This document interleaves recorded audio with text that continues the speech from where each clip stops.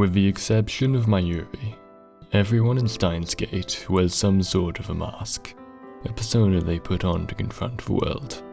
However, as we spend more time with these people, their personas fade, and we begin to understand each individual in a way unique to this narrative.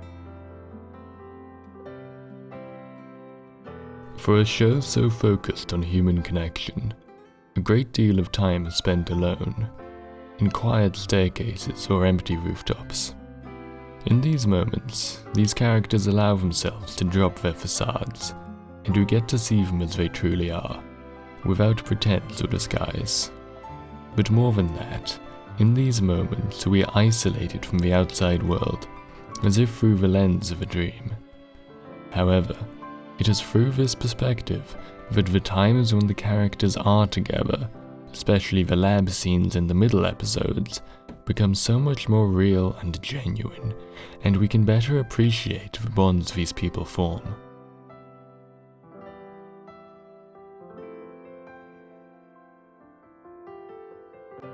A good example of this is Daru, a slightly understated character throughout most of the show, yet still someone who has a true heart behind all his hacker creepiness.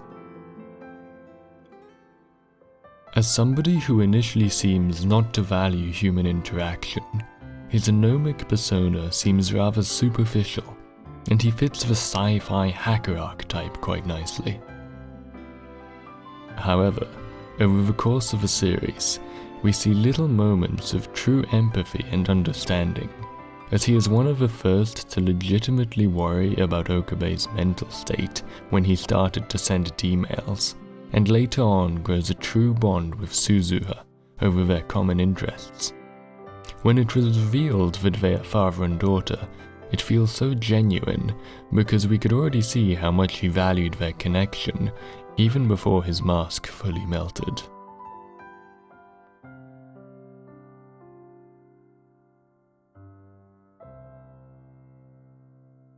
Whilst Daru's case is heartwarming, the way in which Okabe is unmasked is rather more impactful and brutal, and it becomes a main point of focus in the middle parts of the show. The quiet, lonely moments we get to share with Okabe in particular allow us to view him behind the mask before he puts it back on to become Haruin Kiyoma. This type of storytelling achieves two things for the narrative. Firstly, it allows us to understand why Okabe wears the mask in the first place. He does not do it as a display, nor is it a childish game, as he might state. Rather, he acts the way he does out of a deep caring and a genuine affection for those he is close to, starting with Mayuri, as a way to save her from drifting away, but also extending out to the other characters in need as the show goes on. Simply put, he is not Haruin Kiyoma for the looks. He does it to protect those he cares about. In a setting that's so real and raw, where people are so fragile and can be truly hurt, and where Okabe is weak, it is Haruin Kiyoma who becomes the hero, fake as that facade may be. Secondly, when the mask starts to crack, the pain and devastation of this man becomes so much more evident, because we now know what is important to him, what he cares about. His friends, Mayuri, Kurisu, Daru, Suzuha, and the others, we know how much they mean to him now. And all this wouldn't be possible without sharing those moments with him on those empty staircases or barren rooftops. I will now talk about a moment in Steins Gate that not only made me fall in love with the show, but also shifted my perspective on the narrative media as a whole. The credits scene at the end of episode 9, as Okabe walking home with Mayuri and Daru after yet another successful D-mail, trying to understand the consequences of time travel, only to be asked by Mayuri if they could take a detour to buy a doujinshi, which is a self-published manga novel. Okabe asks why she can't buy one from the many pop culture commerces that line the streets of Akihabara, which they do in reality, driving home the point. Only to realize that not only is the manga store gone, but his entire town is completely changed, with familiar moe culture being replaced by unknown commerces and signs. This moment was so impactful, not only because of Okabe's realization that the town he knew was catastrophically altered, and the life he had lived was not quite the same life that he was living now, but even more so, far more so, because of the crushing knowledge that now, his friends, Mayuri, Daru, and everyone else he had ever known were also changed in some fundamental way. Their memories similar, their personalities the same, but they were no longer the same timeline as his. To them, he was a different person in some way, and they were different to him. I cannot begin to imagine the total devastation that that sort of experience can have on a person.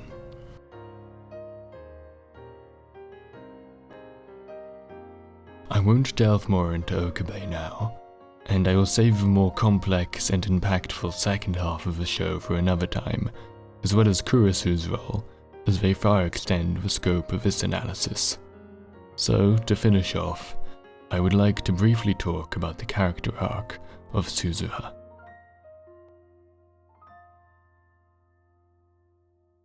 Like Daru, our introduction to Suzuha isn't anything special, as she comes off as a happy-go-lucky, full-of-life teenager without much of a care in the world.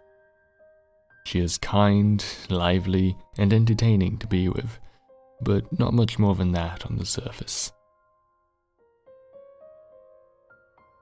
What starts to differentiate her from the rest of the cast, more than anything else, is that once in a while, we see a much darker, somber reality behind her eyes, an omen of the times to come. Suzuha has already lived through the tragedy that the rest of the cast have yet to experience, and between her familiar dystopia and this foreign time, there really isn't much for her to latch onto. Through all the tragedy that she faces, for all the pain that accepting to live along her most powerful enemy brings, for all the death in her present, and all the death to come in this future past, it is a miracle that she is still able to smile. But she does. And not only that, she is the one person with the most will to succeed and change the world against all odds. We see this, first through those little moments where she confronts Kurisu, her greatest enemy, or hints at her real identity, and later, when she takes the reins and truly demonstrates her courage. However, it is only after we say goodbye to Suzuha for the final time that her mask truly comes off. I failed. I only had to do one thing and I failed. I only remembered the truth of who I am a year ago. All that wasted time. Everything that happened before 1975 was just gone. When I made the jump, there was a critical failure. Something in the machine was still broken. In this scene, Suzuha has already left. We have seen the last of her and said our goodbyes. But it is only here that a truer part of her nature is revealed. She took on the burden of the greatest responsibility she possibly could, and staked her life on it, devoting herself to bringing about a better future. She, more than anyone else, was a true hero. She wanted to save the world. But, like all the characters in Steins Gate, Suzuha is deeply human. And in the end, it was her most endearing traits, those which made her most human, that led to her downfall. The future's doomed because of me. I've never even seen an IBN 5100. I'm sorry. I'm so sorry. I forgot about my mission, my duty. I lived an easy life with my head in the goddamn sand. Please, please forgive me. In the end, she just wanted friendship, connection, and had gotten her way. She was just too full of life. Her final front falls, and her world crumbles around her. It is difficult for me to put my thoughts together on Suzuha, as she remains one of my favorite characters of all time, yet has such a heartbreaking and also ambiguous ending that it's hard to say exactly what one can take from her story.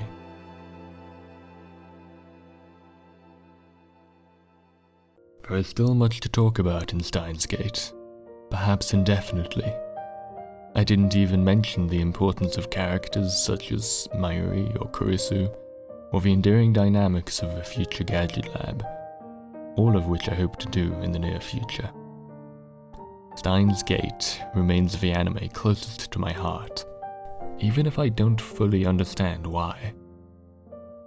Anyway, I hope that through these analyses, we can explore such stories even further, and truly appreciate them as the masterpieces they are.